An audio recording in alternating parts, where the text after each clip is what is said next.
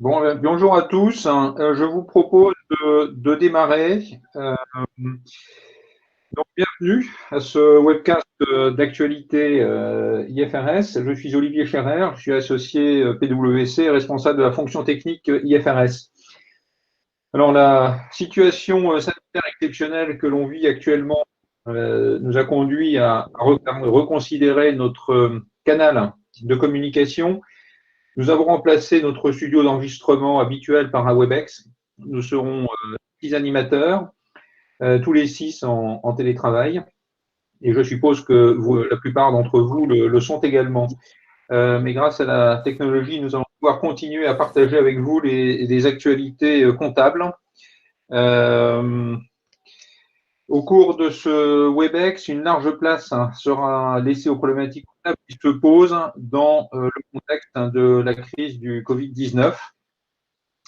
Alors, j'ai le plaisir d'être accompagné aujourd'hui par Lisa Terrache, Bénédicte Guémard et Frédéric Allègre, qui sont directeurs dans notre fonction technique IFRS.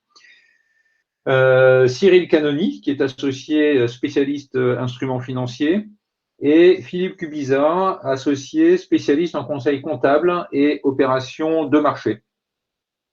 Alors, à l'agenda de ce WebEx aujourd'hui, nous ferons tout d'abord un rappel des principaux textes applicables obligatoirement en 2020, le texte principal étant l'amendement à IFRS 3. On évoquera également quelques-unes des décisions entérinées par l'IFRIC depuis novembre 2019.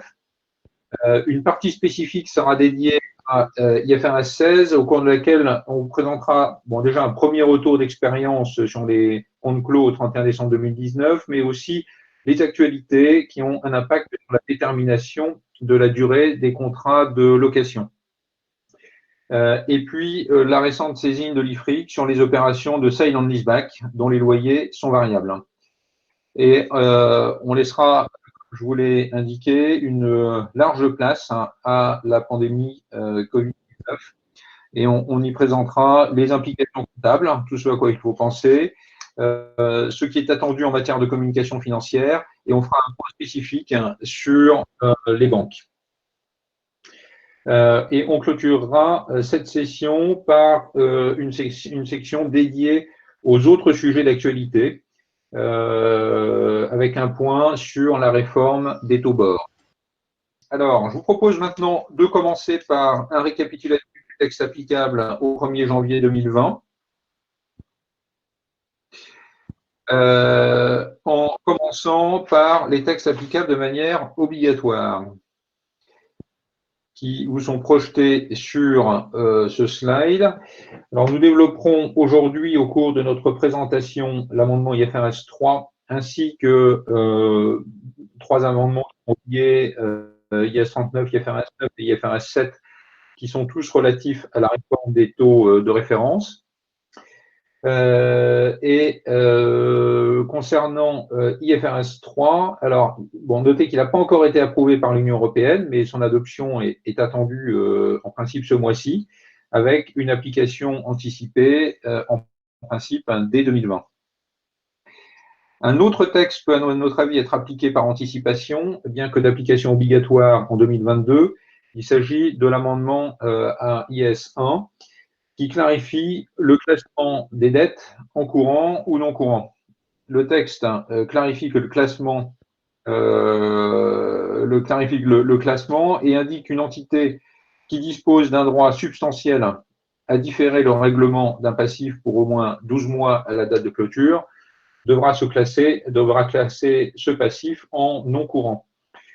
Ce texte précise que seule l'existence du droit à la date de clôture devra être appréciée sans prise en compte de l'intention de la direction à exercer ce droit ou de ne pas l'exercer.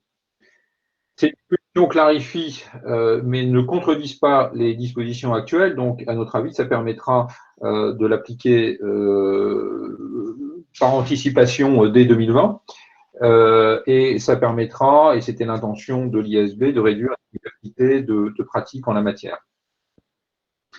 En matière de décision IFRIC, vous pouvez voir à l'écran un récapitulatif des décisions définitives ou provisoires depuis novembre, ainsi que la description des sujets en cours au sein du comité d'interprétation.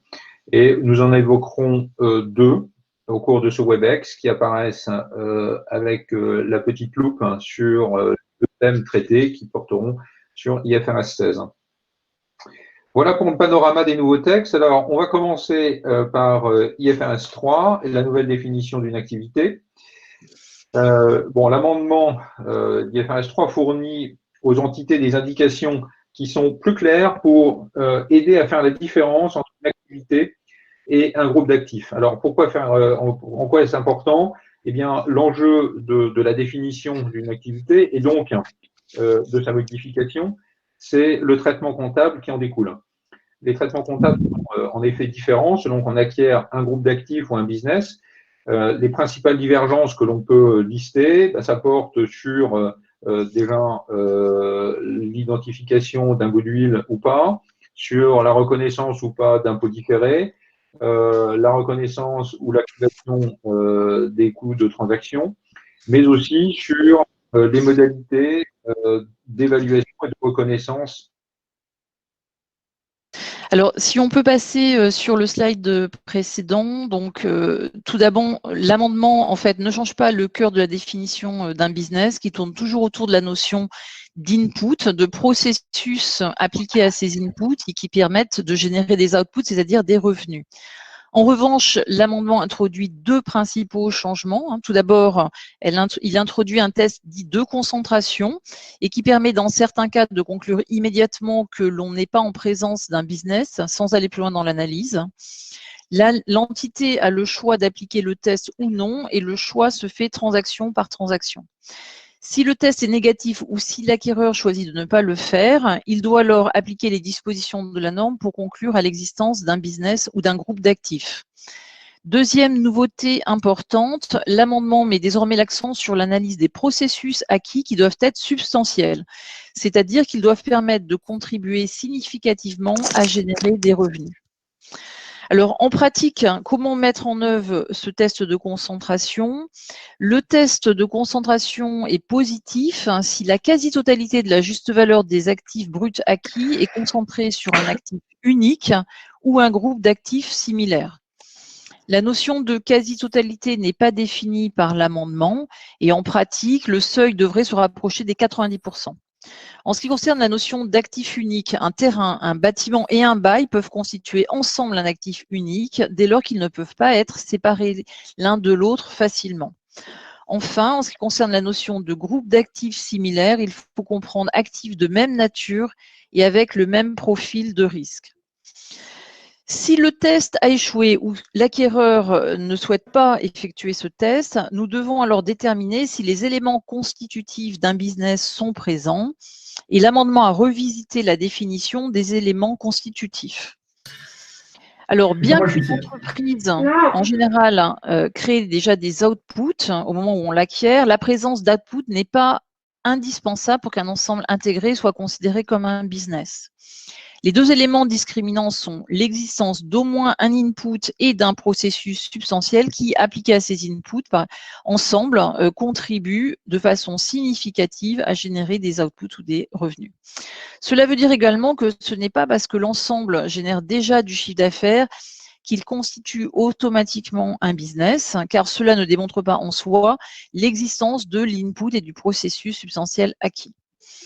Donc, on comprend que c'est la présence d'un processus substantiel qui va distinguer un business d'un groupe d'actifs, mais en pratique, quelles sont les conditions pour que le processus soit qualifié de substantiel?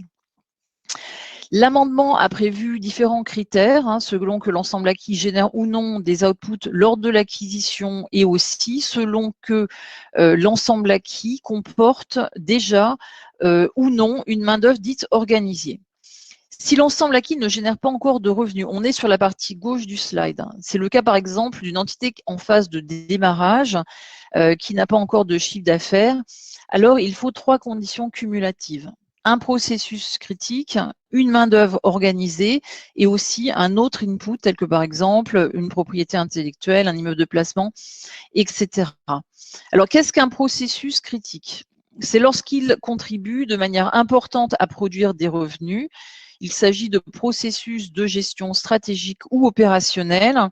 L'amendement précise bien que des tâches administratives telles que la comptabilité ne constituent pas un processus critique pour la qualification d'un business.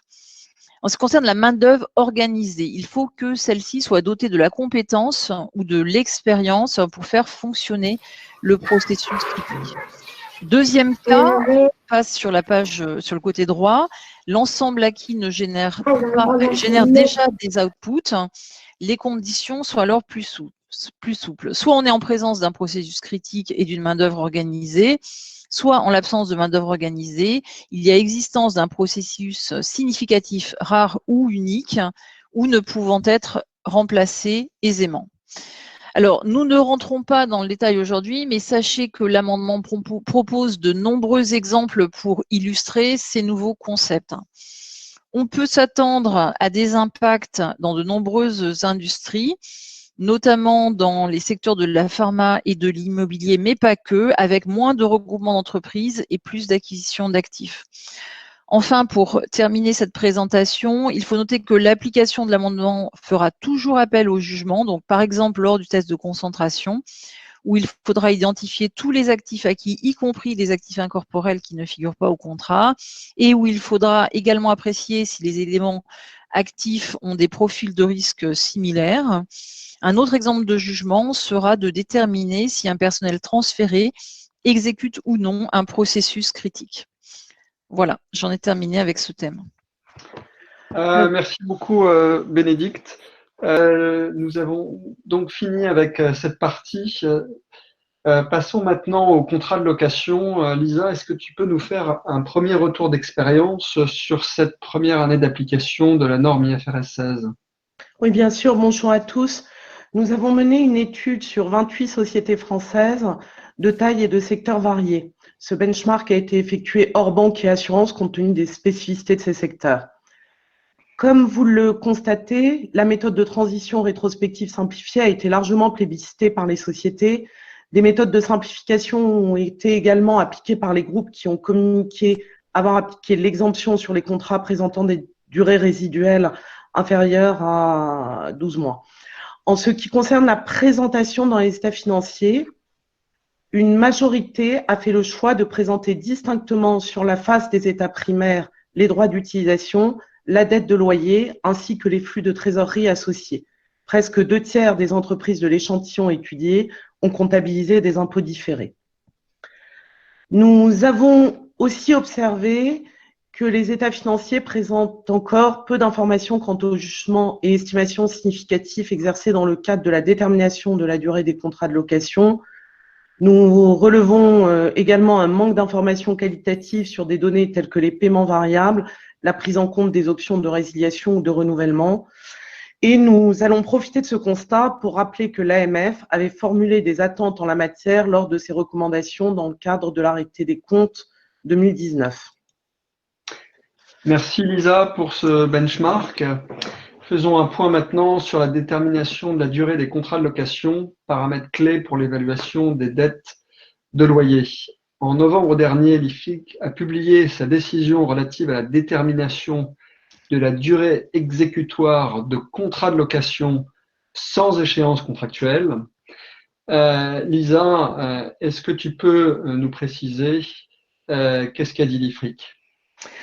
Oui, alors en effet, pour mémoire, la saisine portée sur la détermination de la durée exécutoire des contrats de location sans échéance contractuelle, comme tu l'as dit Cyril, résiliable par chacune des parties sous réserve d'un préavis, ou des contrats renouvelables par tacite reconduction, sauf résiliation par l'une des parties. Comme vous le savez, pour déterminer la durée du contrat de location, il convient d'abord de déterminer sa période exécutoire. En effet, la durée du contrat à retenir pour l'évaluation de l'actif et de la dette sera forcément inférieure ou égale à cette période exécutoire. Au sein de cette période exécutoire, donc, la durée du contrat à retenir sera basée sur l'aspect raisonnablement certain ou non d'exercice des options par le preneur. Et la norme précise qu'un contrat de location n'est plus exécutoire lorsque le preneur et le bailleur ont chacun le droit de le résilier sans la permission de l'autre et en s'exposant tout au plus à une pénalité négligeable. Alors, l'IFRIC a précisé que pour la détermination de cette période exécutoire, tous les aspects économiques du contrat doivent être pris en compte et pas seulement les indemnités de résiliation contractuelle. Et si l'une des parties a une incitation économique à ne pas résilier le contrat, car la résiliation entraînerait pour elle une pénalité économique plus que négligeable, le contrat est exécutoire au-delà de sa période non résiliable. L'IFRIC a également la valeur des agencements et installations indissociables du bien loué, par exemple, qui serait non négligeable et devrait être abandonnée en cas de résiliation du contrat, est une pénalité qui doit être prise en compte dans la détermination de la période exécutoire d'un contrat de location.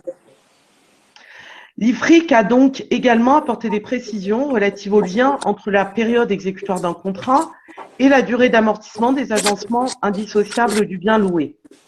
Par exemple, si le preneur ne prévoit pas d'utiliser les agencements au-delà de la durée du contrat, c'est-à-dire qu'il n'est pas raisonnablement certain de demeurer dans les locaux malgré la perte de la valeur résiduelle des agencements, la durée du contrat sera inférieure à sa période exécutoire et la durée d'amortissement des agencements sera alignée sur cette durée du contrat plus courte.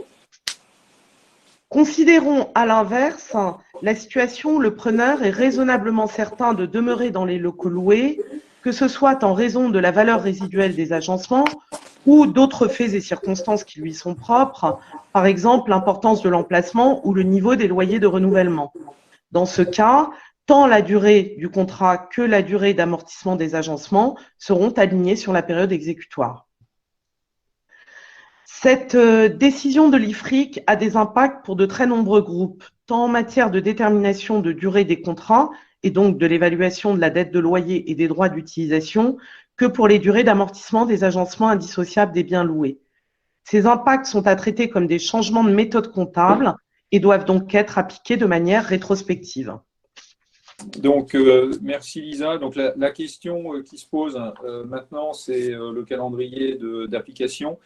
L'IFRIC a fait référence à la notion de temps suffisant pour mettre en œuvre une décision de l'IFRIC et que ce temps suffisant signifie en fait le plus tôt possible. Donc, c'est quelques mois selon une clarification qui a été apportée, mais selon cette même clarification, pas plusieurs années. Donc la question maintenant se pose de savoir si la décision de l'IFRIC peut aussi avoir un impact sur le traitement des baux commerciaux en France. Alors Lisa, quels éléments peut-on fournir à ce stade? Un petit rappel d'abord, même si vous avez tous les éléments juridiques en tête. Le preneur d'un bail commercial a le droit de renouveler le renouvellement du contrat à son terme et si le bailleur refuse, il doit verser une indemnité au preneur. De plus, le bail commercial ne cesse pas de plein droit à son terme puisqu'à défaut de congé par le bailleur ou de demande de renouvellement du preneur, il se prolonge de par la loi tacitement. Or, l'ANC avait conclu en 2018 que la période exécutoire des baux commerciaux était généralement capée à 9 ans, ce qui d'ailleurs entraîne l'impossibilité de réestimer la durée du contrat au-delà en l'absence de signature d'un bail renouvelé. Compte tenu des éclairages apportés par la décision de l'IFRIC, des discussions sont en cours sur la place afin de déterminer si et comment cette position de l'ANC doit être modifiée. Merci Lisa. Donc c'est un sujet qu'on va continuer à suivre. Autre sujet IFRS 16 discuté à l'IFRIC, ce sont les opérations de cession-bail avec loyer variable, qui par exemple sont basées sur la performance du bien loué. Quelle est la nature et l'enjeu de cette question, Lisa?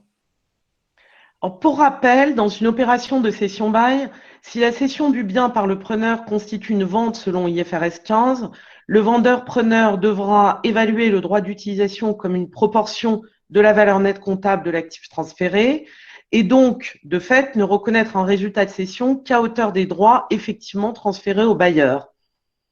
Prenons un petit exemple pour illustrer ce principe. Dans une opération de cession-bail d'un bien d'une valeur comptable de 100 vendu à sa juste valeur pour 200 et pour lequel la valeur actualisée des loyers est de 50, le droit d'utilisation est évalué à 25% de la valeur comptable de 100, c'est-à-dire 25. Ces 25% sont le rapport entre les loyers de 50 et le prix de vente de 200. De ce fait, la plus-value de cession n'est reconnue qu'à hauteur de 75%. L'exemple que l'on vient de voir était basé sur des loyers fixes. Mais comment évaluer le droit d'utilisation dans une opération de cession-bail avec loyer variable basé sur la performance du bien, par exemple un pourcentage de chiffre d'affaires? Doit-il être évalué à 0, puisque les loyers étant variables non basés sur un indice ou un taux, ils doivent être exclus de l'évaluation de la dette selon les principes généraux d'IFRS 16, auquel cas la plus-value serait reconnue en résultat en totalité? Ou doit-il être évalué selon le principe général des opérations de cession-bail, c'est-à-dire comme une proportion de la valeur comptable de l'actif transféré? L'IFRIC a indiqué dans une décision provisoire en mars que c'était bien les principes de cession-bail qui devaient être appliqués. De ce fait, le droit d'utilisation pourrait être évalué, par exemple, en calculant la proportion de la valeur comptable de l'actif sur la base des loyers variables que le preneur s'attend à payer. L'IFRIC recommande en outre à l'IASB d'effectuer un amendement mineur d'IFRS 16 afin de préciser les modalités d'évaluation ultérieures de la dette résultant de l'opération de cession-bail. Celle-ci n'est donc pas, et c'est une bonne nouvelle, dans le scope d'IFRS 9. Merci Lisa. Alors passons maintenant au thème Covid-19. Bon, vous avez déjà perçu les effets très significatifs de cette pandémie et les mesures qui sont prises pour y répondre par les gouvernements. Les impacts sont immenses, puisqu'on a des impacts directs et immédiats sur un certain nombre de secteurs d'activité. On peut citer le tourisme, le loisir, l'événementiel, commerce de détail, les transports, mais cette liste n'est évidemment pas limitative. Il y a des effets diffus sur un grand nombre de sujets, des fermetures temporaires de sites, les perturbations de la chaîne d'approvisionnement, l'indisponibilité de la main-d'œuvre. On peut aussi citer les baisses de la demande de certains produits et services, les difficultés de trésorerie des débiteurs, la baisse des marchés boursiers, et puis plus généralement un ralentissement d'ensemble de l'économie. Et tout ça entouré d'incertitudes accrues quant à la durée et l'intensité de la perturbation des activités économiques. Alors, donc tout ça pose un certain nombre de questions d'ordre comptable et on va les aborder successivement sous l'angle des enjeux en ce qui concerne les états financiers IFRS pour les entreprises, les impacts sur l'information financière en dehors des états financiers, et nous approfondirons quelques enjeux spécifiques au secteur bancaire.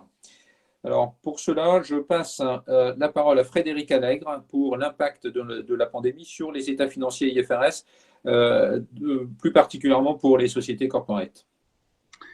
Oui, merci Olivier. Donc, compte tenu du caractère très évolutif de la situation causée par la pandémie, le premier sujet de préoccupation concerne bien évidemment la question du traitement des événements post-clôture.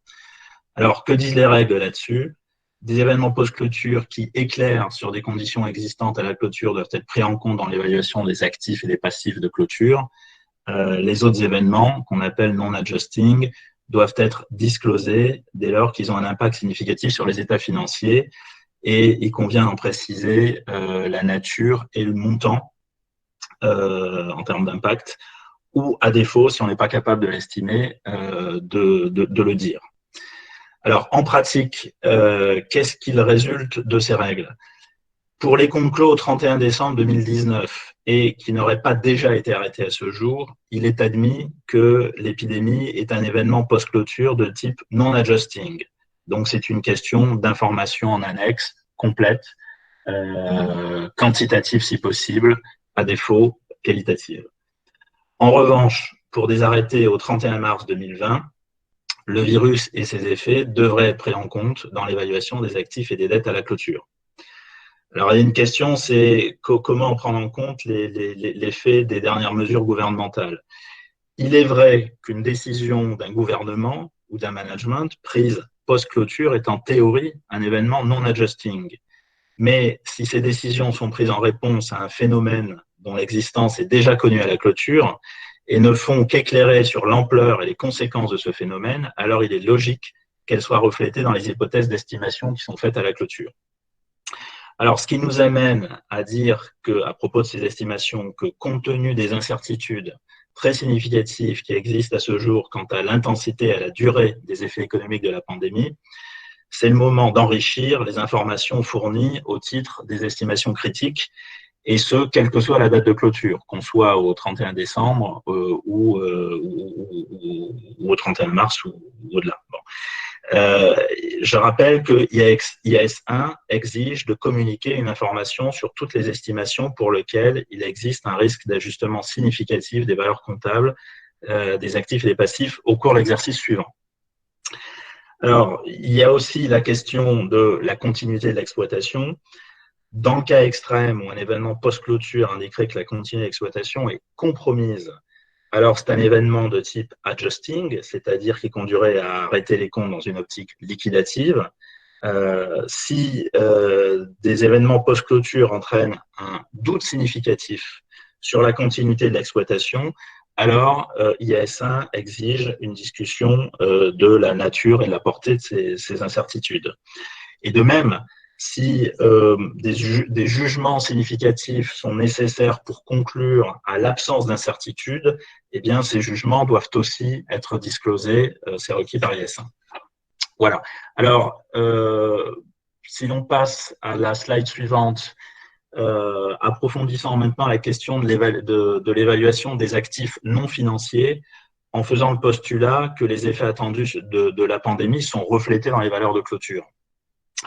Donc, bon, pour les stocks, les points de vigilance concernent la dépréciation des produits saisonniers ou périssables sur la base de leur valeur nette de réalisation. Et pour les produits fabriqués, la nécessité d'exclure les coûts de sous-activité de la valorisation des stocks. Alors, un peu plus complexe est la problématique des impairments d'actifs à long terme, qu'il s'agisse de goodwill, d'immobilisation ou de participation mise en équivalence. La première question est de savoir si la pandémie constitue un indicateur déclencheur d'un test d'impairment dès maintenant. Alors, il est évident qu'un arrêt temporaire de l'activité ou une dégradation immédiate de la profitabilité pourrait constituer des indicateurs d'impairment, mais si on va au-delà de cela, l'anticipation d'une dégradation future des cash flows, ou bien encore une baisse de la valeur boursière en dessous de la valeur comptable, constitue également des indicateurs d'impairment. Et donc, il y a de fortes chances que beaucoup d'entités soient conduites à effectuer des tests d'impairment compte tenu des effets économiques très généralisés de la pandémie. Après, la seconde question qui se pose, c'est celle de l'estimation des valeurs recouvrables, et en particulier, comment prendre en compte l'accroissement des incertitudes causées par la pandémie. À notre avis, une approche pertinente pourrait être une approche pondérant les scénarios de cash flow en fonction de leur probabilité d'occurrence. Alternativement, on peut bien sûr inclure une prime de risque appropriée dans les taux d'actualisation. Mais dans tous les cas, il est nécessaire de renforcer significativement les informations en annexe concernant les hypothèses critiques et les sensibilités des tests d'impairment. C'est requis à la fois par IAS 36 et par IAS 1. Et on pourrait par exemple concevoir d'identifier de nouvelles hypothèses critiques liées notamment à la durée ou à l'intensité de la pandémie. Et aussi, on pourrait concevoir d'élargir l'amplitude des variations d'hypothèses jugées raisonnablement possibles pour les besoins des analyses de sensibilité. Alors, slide suivante, si l'on évoque les différents surcoûts liés à la pandémie, la première question, c'est quels coûts peut-on provisionner? Alors, ne doivent pas être provisionnés des pertes d'exploitation futures, ni les coûts futurs incrémentaux du rétablissement de l'activité. Ne sont pas provisionnables non plus les coûts le coût des mesures dites d'activité partielle ou de chômage technique. Doivent en revanche être provisionnés les contrats onéreux à condition de correspondre à des coûts inévitables, indépendants des intentions ou actions futures du management et de correspondre au coût net, c'est-à-dire au coût net le plus faible entre l'exécution ou la résiliation du contrat. Alors, si l'on évoque maintenant les questions de présentation au compte de résultat, Il est concevable que certains éléments liés à la pandémie soient isolés au compte de résultat, notamment dans les autres charges et produits opérationnels non courants, conformément à la recommandation de l'ANC. Cela pourrait s'appliquer, par exemple, aux coûts incrémentaux de remédiation au virus, aux coûts de sous-activité des sites de production s'ils sont directement causés par la pandémie et s'ils sont spécifiquement individualisables. Ça pourrait s'appliquer aussi au coût des mesures de chômage partiel net des indemnisations reçues. Alors, dernier point de la slide, il faut mentionner l'annonce par l'État de diverses mesures de soutien aux entreprises sous des formes directes et indirectes, dont l'extension des remboursements d'indemnités de chômage partiel, des dégrèvements de cotisations et taxes et d'autres mesures.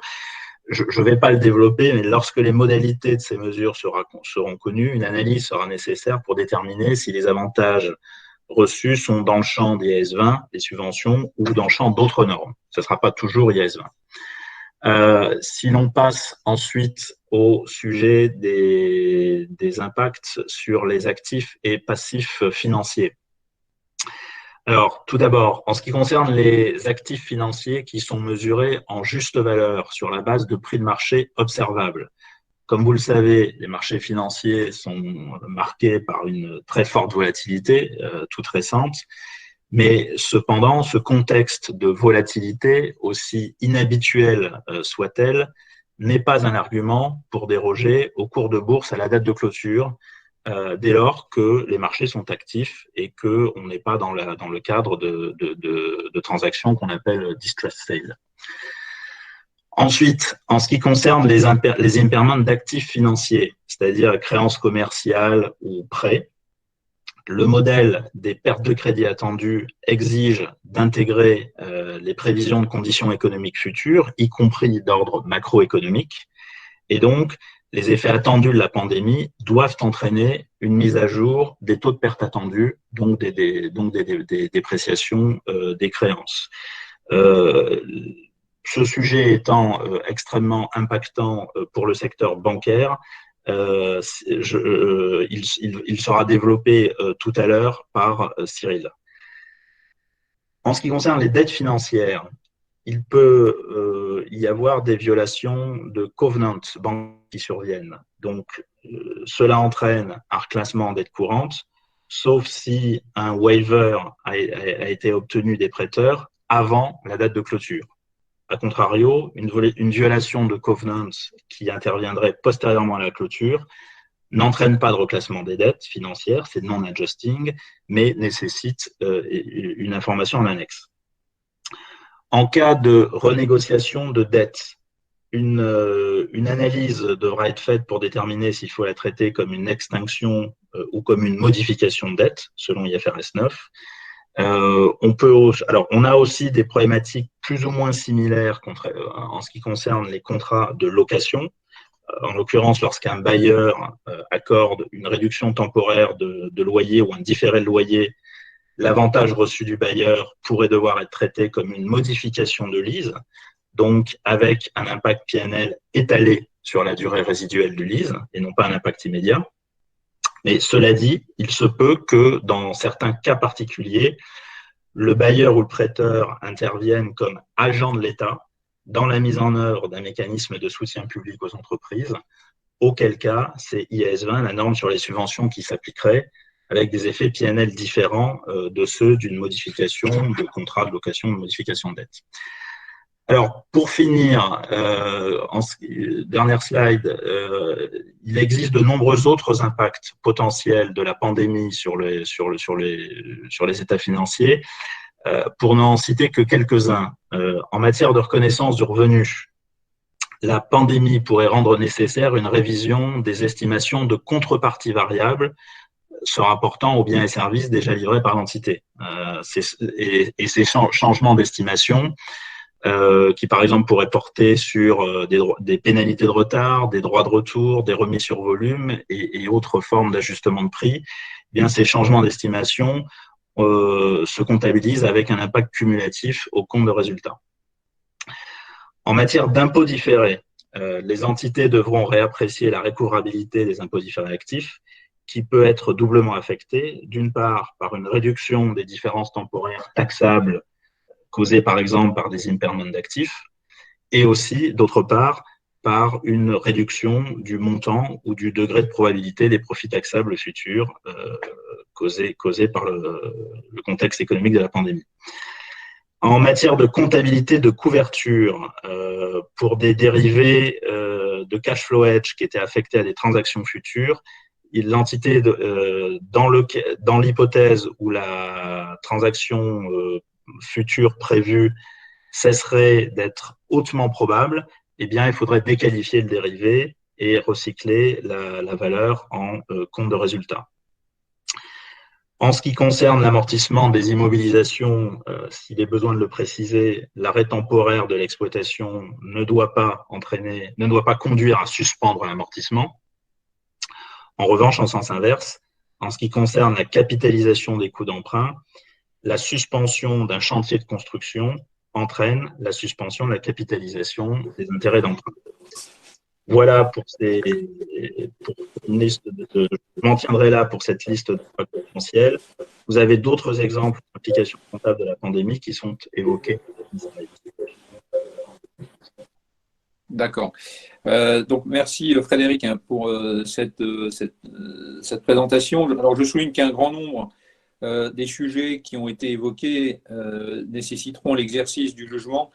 Et par exemple, dans la qualification des événements postérieurs à la clôture, en adjusting ou pas adjusting, dans la détermination des hypothèses structurantes des tests de dépréciation, ou dans le calendrier de la prise en compte des mesures gouvernementales dans l'évaluation des actifs et des passifs. Cela donnera lieu à des appréciations au cas par cas, et puis, le cas échéant, eh bien, on fera des communications complémentaires en fonction de l'évolution. Pour compléter les informations sur cette question, je peux vous renvoyer à ce stade déjà au contenu détaillé de ces slides qui sont assez denses, ainsi qu'à une publication en anglais qui est parue cette semaine, qui a été rédigée par notre réseau et à laquelle on peut vous renvoyer. Voilà, alors évoquons également les incidences de la pandémie sur les informations financières à fournir en dehors des états financiers. Et pour cela, je passe la parole à Philippe Cubiza, associé PwC et spécialiste en communication financière. Oui, bonjour à tous. En fait, donc, nous allons traiter cette partie information financière sous deux angles. D'une part, l'information permanente et d'autre part, l'information réglementée. Alors, premièrement, donc, au titre de l'information permanente, donc, je vous rappelle que conformément au règlement abus de marché, les émetteurs doivent rendre public sans délai toute information non publique à caractère précis et susceptible d'influencer de façon sensible le cours de bourse. Ainsi, tout impact important de l'épidémie sur l'activité, la performance ou les perspectives devront être donc communiquées sans délai. La communication est généralement réalisée sous forme d'un communiqué de presse et l'AMF recommande de communiquer à l'occasion de la publication des résultats annuels. Je vous renvoie pour cela en fait à la recommandation de l'AMF du 28 février dernier. Les émetteurs doivent également réévaluer périodiquement cette information et les émetteurs qui communiquent des perspectives 2020 ou ultérieures d'ailleurs au marché doivent indiquer quelles hypothèses ont été retenues quant aux impacts de la pandémie. Alors maintenant, concernant l'information réglementée. Alors, premier cas, regardons maintenant en ce qui concerne le document d'enregistrement universel, anciennement donc document de référence. Donc, la section relative, cette fois, aux facteurs de risque, doit inclure une information sur l'exposition économique de l'entité à la pandémie et les mesures prises pour y remédier. Concernant maintenant le rapport financier annuel, le rapport de gestion, donc, qui est inclus dans le RFA, doit également comprendre une description des principaux risques et incertitudes. Alors, un point extrêmement important, c'est que cette information doit être à jour à la date du dépôt des différents documents donc à l'AMF. Donc, une des conséquences, en fait, c'est que le rapport de gestion donc, du rapport financier annuel est donc complété donc, jusqu'au dépôt. Et donc, il peut y avoir en fait une différence entre le rapport de gestion code de commerce tel qu'il a été présenté lors de l'arrêté des comptes et le rapport de gestion du rapport financier annuel. Voilà, Olivier, je te renvoie je rends la Ouais, parole. merci Philippe. Alors, on va passer maintenant au troisième volet, celui de la partie dédiée aux banques. Cyril, quelles sont les spécificités que l'on peut évoquer à ce stade? Eh bien, la première qui vient à l'esprit, c'est effectivement le modèle de provisionnement des pertes de crédit. Hein, IFRS 9 est basé sur un modèle de provisionnement des pertes attendues. C'est un modèle qui est prospectif, donc il faut faire sa meilleure estimation de ce que l'on pense va se réaliser. Et c'est un modèle, et pour apprécier ce qui va se passer dans le futur, il est effectivement généralement admis que, notamment s'il y a des incertitudes, il faut procéder à différents scénarios. Enfin, c'est un modèle qui distingue en fonction de la qualité du risque de crédit à la clôture par rapport à celle à l'octroi, qui distingue l'horizon de provisionnement. Soit ça ne s'est pas dégradé, on provisionne à 1 an, soit ça s'est dégradé et on provisionne à maturité. Du coup, effectivement, c'est un modèle qui, par essence, est effectivement important et réagit fortement en cas de crise, et donc on s'attend à une augmentation potentielle significative des provisions. Alors, je vous propose, bien évidemment, pour l'instant, il est encore trop tôt pour comprendre l'éventail des mesures gouvernementales, tant qu'on n'en a pas le détail, mais au moins de regarder quels sont les grands principes en cas de restructuration financière, puisqu'on s'attend à avoir un certain nombre de moratoires. Donc, regardons comment ces restructurations financières doivent être analysées. Alors, la première question qu'il faut se poser, c'est de savoir si cette restructuration est telle qu'elle doit entraîner la décomptabilisation du crédit, avec effectivement un exercice de juste valeur et un exercice de redéfinition du staging. On ne s'attend pas à ce que ces moratoires entraînent la décomptabilisation des actifs financiers. On est plutôt dans la partie droite. La deuxième question à se poser, c'est de savoir si la restructuration financière est liée à des difficultés financières. Donc, si on renégocie les termes en raison de difficultés financières, à ce moment-là, on entre dans des mesures de forbearance. Et là, on a plusieurs questions à se poser, et l'élément clé, c'est de savoir est-ce que la forbearance est viable. Sous-entendu, on s'attend vraiment à ce que l'emprunteur respecte son nouvel échéancier. Et deuxièmement, est-ce que la mesure de forbearance a bien effectivement pas un impact défavorable sur les flux? C'est-à-dire qu'on a uniquement donné de l'air un petit peu à l'emprunteur, on a décalé les échéanciers, mais on n'a pas procédé à des abandons de cash flow. Si c'est le cas, on est en stage 2. Si ce n'est pas le cas, on est en stage 3. Et bien évidemment, si la restructuration n'est pas due à des difficultés financières, potentiellement, on peut rester en stage 1. Donc on voit bien que si effectivement des mesures engendrent des moratoires qui sont systématiques pour éviter des problèmes de concurrence, donc tout le monde en bénéficie. En soi, il ne donne aucune information sur la qualité, et donc on peut imaginer que certains encours restent en stage 1, ceux qui n'avaient pas de difficultés particulières et étaient largement capables de supporter la crise qu'ils vont supporter. En revanche, effectivement, si on a des dispositifs qui sont volontaires, etc., là on sent bien que ça va être plus difficile de dire, effectivement, ces restructurations ne sont pas liées à des difficultés financières. On sera donc soit en stage 2, soit en stage 3, en fonction des critères que l'on a vus précédemment. Donc, voilà un point important. Autre chose, il va bien falloir distinguer les mesures gouvernementales qui impactent directement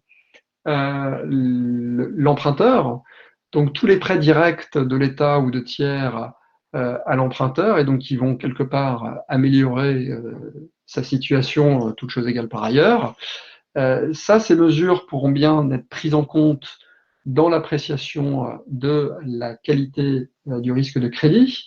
Donc, elles auront un impact sur la probabilité de défaut et sur le staging.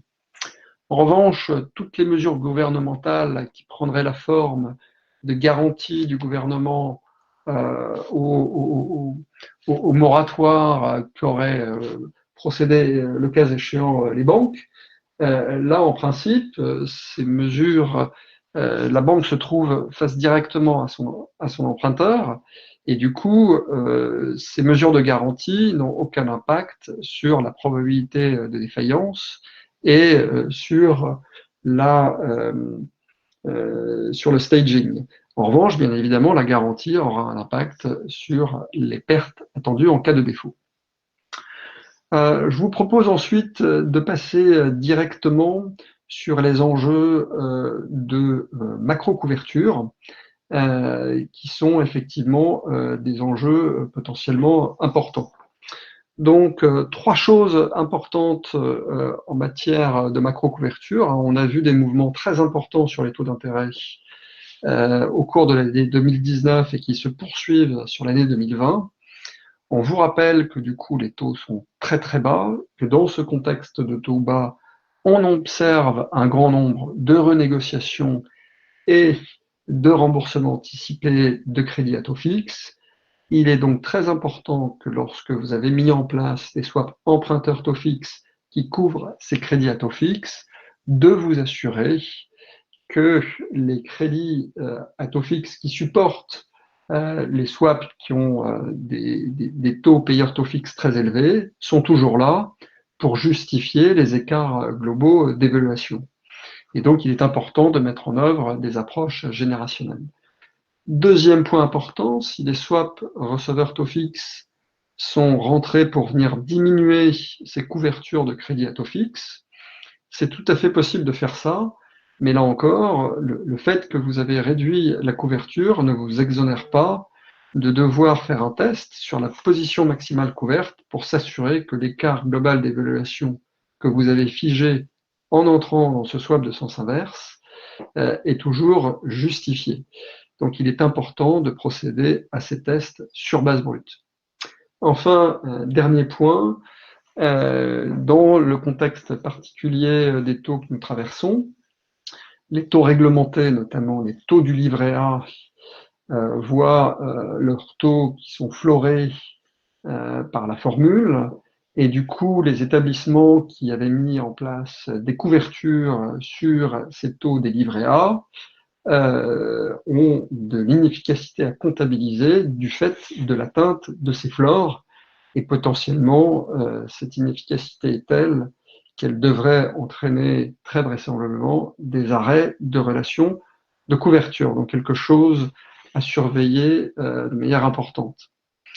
Enfin, on vous rappelle que effectivement les changements de business model restent exceptionnels.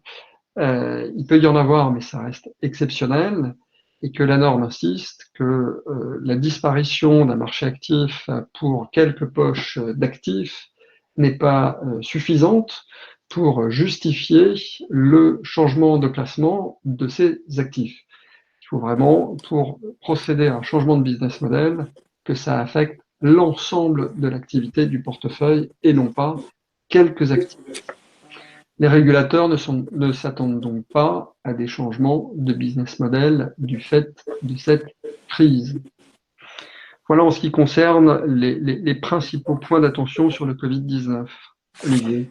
Oui, merci Cyril. Je vais te redonner la parole tout de suite puisqu'on va enchaîner maintenant avec le sujet de la réforme des taux bord avec deux phases au niveau de l'ISB, une phase 1 qui est terminée et une phase 2 qui est en gestation. Est-ce que tu peux nous en rappeler brièvement les objectifs et les grandes lignes? Oui, oui, bien sûr. Alors, effectivement, donc la première partie de la réforme, elle vise à effectivement s'assurer que on va bien pouvoir maintenir les taux de référence du fait de l'incertitude qui pèse sur le devenir de ces taux de référence. Et cette incertitude n'est pas théorique, hein, elle est avérée. Tous les régulateurs prudentiels ont bien effectivement déclaré qu'il y avait une incertitude forte sur le devenir de ces taux de référence. Et donc, cet premier amendement vise à pouvoir maintenir les taux de référence sans effectivement remettre en cause, vise à maintenir les relations de couverture. Donc, l'objectif est atteint.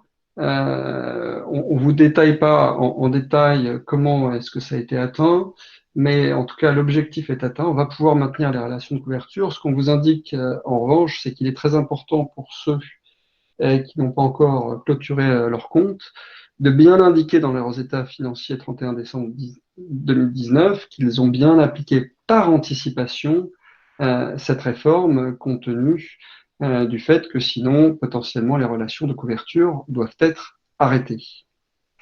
Alors, en ce qui concerne la phase 2, donc, qui est en cours, et donc on s'attend à avoir effectivement un exposé sondage dans quelques mois et une norme définitive d'ici la fin de l'année, avec un processus d'endorsement également d'ici la fin de l'année. Qu'en est-il ? On a deux sujets potentiels. On a d'une part, cette phase 2, elle vise à traiter toutes les modifications de contrats, donc instruments de dette, que ce soit à l'actif ou au passif, qui sont indexés sur ces taux de référence. Et elle va particulièrement poser un problème pour les instruments pour lesquels il y a coexistence de l'ancien et du nouveau taux de référence, comme c'est le cas, par exemple, aux États-Unis ou en Angleterre.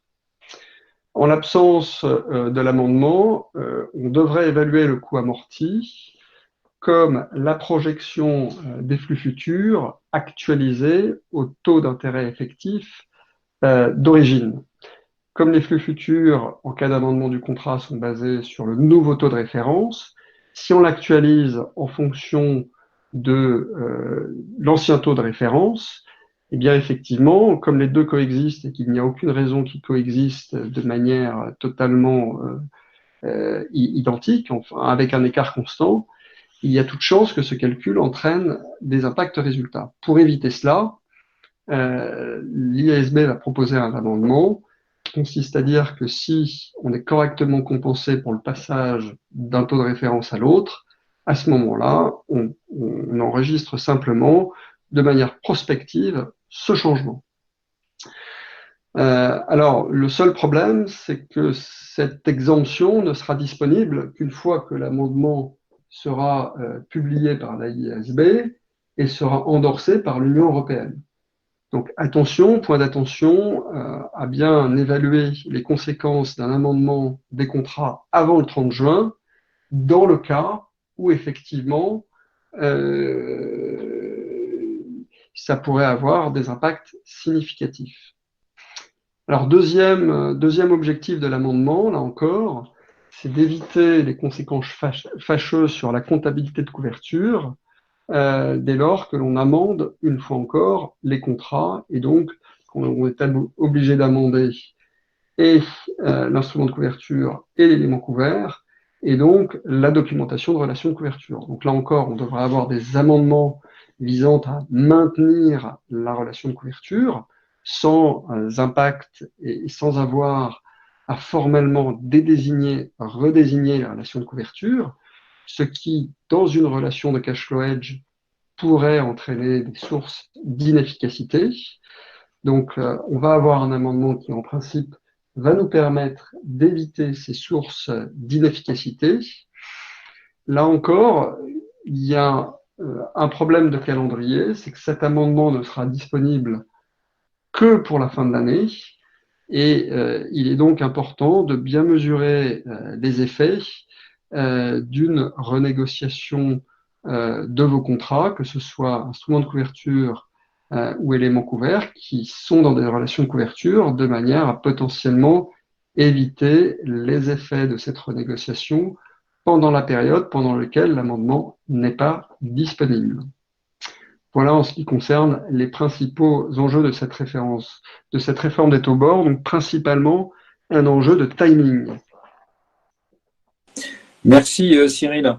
Alors, bon, ce sujet est particulièrement complexe. Donc, bon, premièrement, on vous recommande de vous faire accompagner si vous êtes concerné par ce sujet-là. Deuxièmement, la raison de ces amendements de l'ISB, c'est d'éviter des impacts qui résultent de la réforme des taux bords et qui seraient malencontreux dans les comptes. Et donc, de la même manière que pour la phase 1, il était nécessaire d'appliquer la phase 1 par anticipation dans les comptes 2019, de la même manière, ça sera nécessaire de l'appliquer par anticipation, la phase 2 dans les comptes 2020. Voilà. Alors, on en a terminé avec notre présentation. Avant de passer à la séance de questions-réponses, déjà, je vous informe de la façon dont vous pouvez continuer à suivre l'actualité. Alors, évidemment, on aura un deuxième webcast au titre des comptes au 30 juin. La date n'est pas encore fixée, mais on vous la communiquera dès qu'elle sera disponible. Évidemment, notre memento IFRS, notre journée arrêtée des comptes 19 novembre 2020.